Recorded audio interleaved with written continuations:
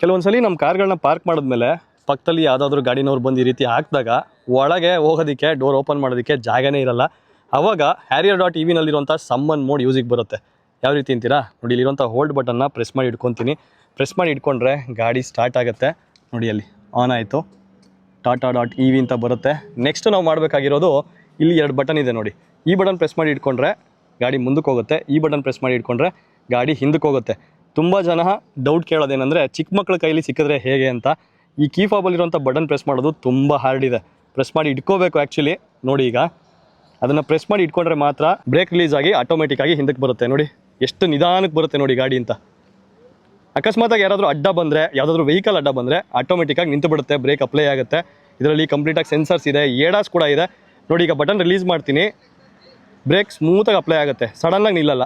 ಈ ಫೀಚರ್ ಬಗ್ಗೆ ನಿಮಗೆ ಅನ್ನಿಸ್ತು ಅಂತ ಕಾಮೆಂಟ್ ಬಾಕ್ಸಲ್ಲಿ ತಿಳಿಸಿ. ಇದು ನಿಮಗೆ ನಿಜವಾಗ್ಲೂ ಯೂಸ್ಫುಲ್ ಅಂತ ಅನಿಸ್ತಾ ಇದೆಯಾ? ಮತ್ತು ಇದೇ ಥರ ಯಾವುದೇ ಫೀಚರ್ಗಳ ಬಗ್ಗೆ ಆಗಿರ್ಬೋದು, ಕಾರ್ ಅಥವಾ ಬೈಕ್ ರಿಲೇಟೆಡ್ ಏನೇ ಆಫರ್ಸ್ ಬಗ್ಗೆ ತಿಳ್ಕೊಬೇಕು ಅಂದರೆ ನಮ್ಮ ಕಾರ್ಟೆಕ್ ಕನ್ನಡ ಪೇಜ್ಗೆ ಫಾಲೋ ಮಾಡ್ಕೊಳ್ಳಿ.